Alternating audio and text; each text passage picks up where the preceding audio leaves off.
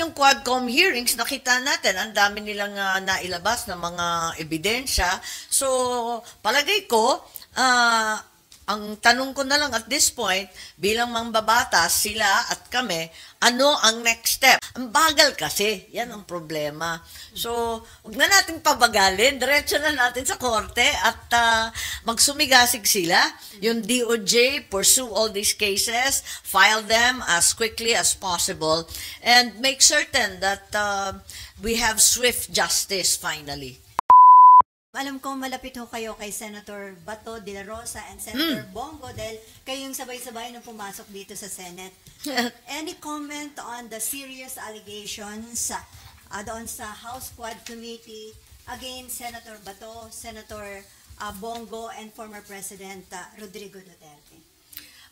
Sa totoo lang, hindi natin mapagkakaila na napakahalaga ng mga ibinunyag sa Quadcom.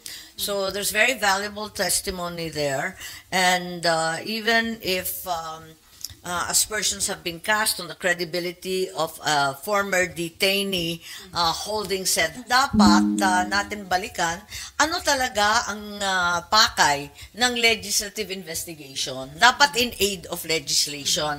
Hinahanap ko kung ano ang batas na papaltan, babaguhin, dadagdag para rito. So, yun lang ang iniisip ko. Yung tungkol naman kay Senator Bato at pinopose nga, nandun ako nung DSWD, di ba? Nandun kayo sa labas, pagkatapos. Narinig ko na nagpropose nga na magkaroon ng Senate investigation. Kinakabahan ako na masabihan na self-serving. Tapos mag-uumpugan lang kami ng ulo ng Congress. Ang akin kasi, maliwanag dapat na yung yung hatian ng trabaho ng tatlong sangay ng ating pamahalaan. Ang maganda siguro, palibasa marami na tayo na sakop ng mga katibayan, dali na natin sa korte kapag sapat na. Let's bring it to court so that hindi masabihan that it is partisan or self-serve. Perhaps also it's time that the DOJ be ordered to file charges as necessary.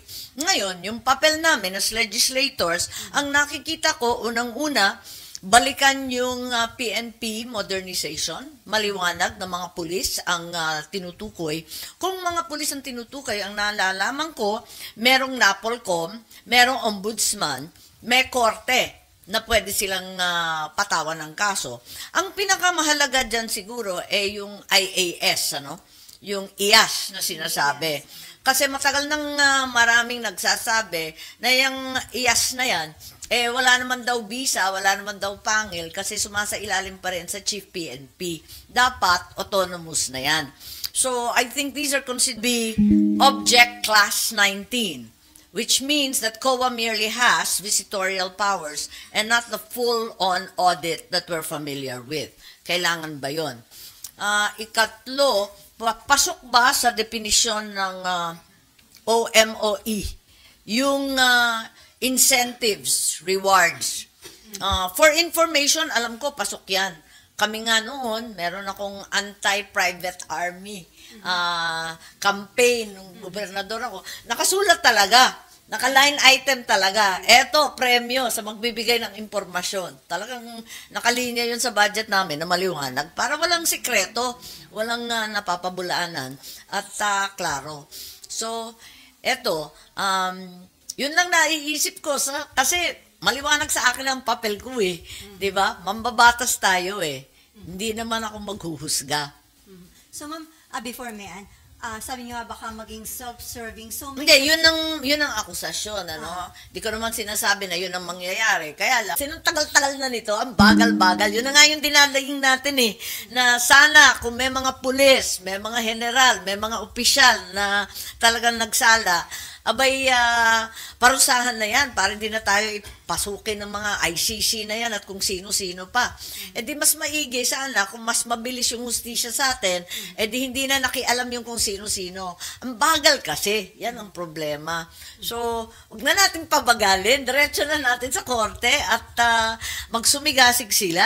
Yung DOJ, pursue all these cases, file them as quickly as possible, and make certain that we have swift justice finally. So ma'am, sabi niyo nga, may mga ilang program na talagang may reward system, pero acceptable ba na magkaroon ng reward? Ayun naman, ibang level naman yon. Yung pag nakapatay ng drug suspect, yun hindi na acceptable yun, ma'am. Diba?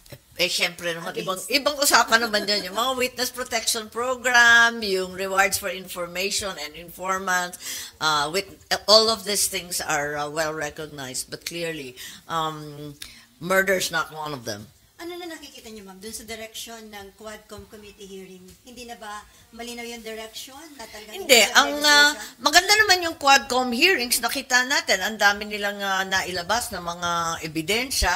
So, palagay ko, ang tanong ko na lang at this point, bilang mambabatas, sila at kami, ano ang next step? What is the legislation that we have in mind?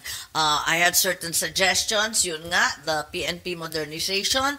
Are we intent on limiting the alleged sources of these funds?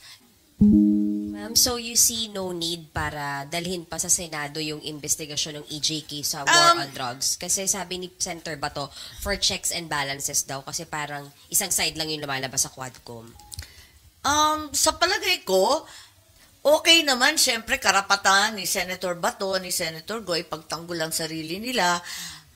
Ako, nagmamadali na lang, siguro. Tama naman sila, it's their call. First of all, Senator Bato is the chairman. And certainly, Senator Jinggoy can probably help him. So, syempre, nasa judgment and discretion nila yan. Ako naman, ang akin lamang, ang hinahabol ko, talagang swift justice. Kasi masyado nang matagal itong mga kasong to. Sabi niyo po, ma'am, kanina, a great deal of evidence has already come forward from the Quad Committee. Oo so, naman. You can say, are you saying, pwede nang dalhin sa korte right now? Palagay ko, DOJ is competent at this point to make a case with the help of CIDG, with the help of the NBI. Perhaps prosecution is in order. Ang tagal na eh. Ma'am, may patanong pa lang din dito si Nympha. Magiging issue daw kaya pagdating sa BICAM yung OVP budget? Ipapabalik niya ba yung kinaltas ng House sa OVP budget? Wala, hindi pa napapag-usapan ng mga senador. We're in recess now. Maraming nagbiyahe, wala rito. Hindi pa kami nagkakaukus tungkol dyan. Pero sana, sa lalong madaling panahon, isipan namin kung anong gagawin dyan. Obviously, it's very, very controversial. On a more personal note, ayoko kasi yung kinukuyog o binubuli. Naranasan ng aking pamilya ng 36 na taon yung mamaltratong ganyan. At ayoko na gagawin sa iba. Kasi napakahirap nun, hindi siya makatarungan, hindi siya tama, at hindi siya makatao. So, palibasa ba, wala ka na sa poder, hindi ka na nasa posisyon, wala ka na sa itaas, talaga naman iduduro ng todo-todo. Ako, ayoko ng ganyan. Yung tama lang. Kung mali, sitahin natin. Kung tama, tama. Pero yung kuyog at yung pambubuli, hindi okay yun. So, ma'am, how's your relationship with VP Sara right now? Well, VP Sara, as we all know, is taking a very low profile. Umiiwas muna at nananahimik, nag-iisip-isip, nagmumuni-muni, at mabuti naman. Siyempre. Kasi diba recently nasabi ni Presidente Marcos na parang...